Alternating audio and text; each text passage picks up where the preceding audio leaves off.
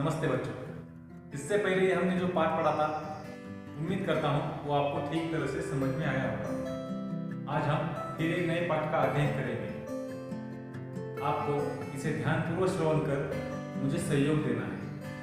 धन्यवाद। इसके बाद हमारा तीसरा सैर का साधन है हवाई अड्डा।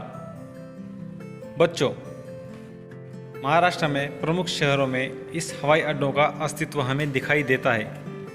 जैसे कि हमारे आजू बाजू में नांदेड़, औरंगाबाद या फिर पुणे में हम इन हवाई अड्डों को देख सकते हैं। वैसे ही हमारे बहुत ही नज़दीक औरंगाबाद में भी हमें हवाई अड्डा देखने को मिल सकता है।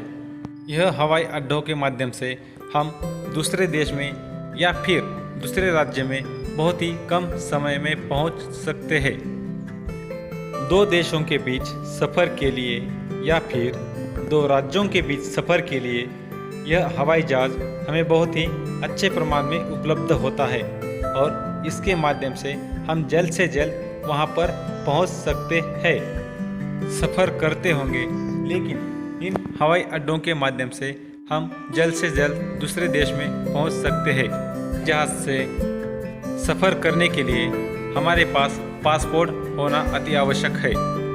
हम भी पासपोर्ट होने पर इस हवाई जहाज़ के माध्यम से सफ़र कर सकते हैं और बहुत ही कम समय में दूसरे देश अथवा दूसरे राज्य में जा सकते हैं। यहाँ पर सुरक्षा व्यवस्था भी बड़ी ज़ोरों से तैनात की जाती है। जैसे कि हमने देखा है कि कोई भी दुर्घटना ना हो, इसलिए हवाई अड्डों पर सुरक्षा रक्षक होते हैं। हमने देखा है कि कई बार आतंकवादी यह हवाई जहाज़ हाईजैक करके उसमें बम रखते हैं या फिर बम से उड़ा देने की धमकी भी देते हैं और इस वजह से इसमें बैठे कई लोगों की जान एक साथ जा सकती है। इस वजह से हम हवाई जहाज़ में सफ़र करते समय आजू बाजू की वस्तुओं को हमें कभी भी हाथ नहीं लगाना चाहिए। वैसे ही अगर कोई वस्तु दिखती है तो वहाँ के जो सुरक्षाकर्मी हैं उन्हें फौरन बताना चाहिए। इस तरह से हम कई लोगों की जान बचा सकते हैं। हमारा चौथा और प्रमुख शहर का साधन है रेल स्थानक। हम देखते हैं कि दो राज्यों को जोड़ने का या फिर हर गांव को जोड़ने का काम आज रेल ने किया है। बहुत बार आप इस रेल में बैठे भी होंगे। आपको पता है, बारिश हो, धूप हो या फिर कोई भी मौसम हो, आपको इसमें सफ़र करना बहुत ही अच्छा लगता है। हम देखते हैं कि पहले ज़माने में कोयले पर चलने वाली रेलगाड़ियाँ होती थी, लेकिन आज बिजली पर चलने वाली रेलगाड़ियाँ भी हमें मालूम है। रेलगाड़ी में एक साथ 1000 से भी ज़्यादा लोग सफ़र कर सकते हैं और इसकी एक ख़ास बात है कि इसमें आपको सफ़र करते समय आपको टिकट भी बहुत ही कम लगता है।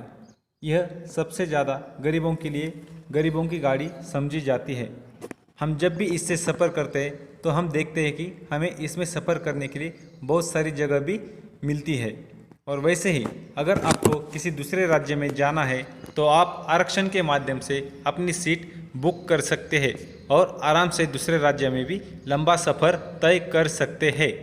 हमें पता है कि यह गाड़ी हम सबको प्यारी लगती है, लेकिन बहुत से जालिम लोगों की इस पर बुरी नज़र भी होती है। जैसे कि नक्सलवादी हो या फिर आतंकवादी हो, वह इनमें बम रखकर उसमें दुर्घटना भी घटा सकते हैं। इसलिए हम जब भी कभी रेलवे से सफ़र करें तो हमें बहुत ही सावधानपूर्वक अपने सामान का ध्यान रखना चाहिए। वैसे भी अगर कुछ संदेहपूर्ण दिखता है तो सुरक्षा रक्षकों को बताकर वहाँ की रेलगाड़ी पूरी तरह से हमें चेक कर लेनी चाहिए। यहाँ से हम अपनी भी जान और अपने साथियों की भी जान बचा सकते हैं। और वैसे ही अगर कहीं पर रेल में आग लगती है या फिर बम विस्फोट होता है तो हमें वहाँ पर ना घबराते हुए अपने सहकर्मियों की या फिर सफ़र में जो हमारे साथ है उनकी जान बचानी चाहिए।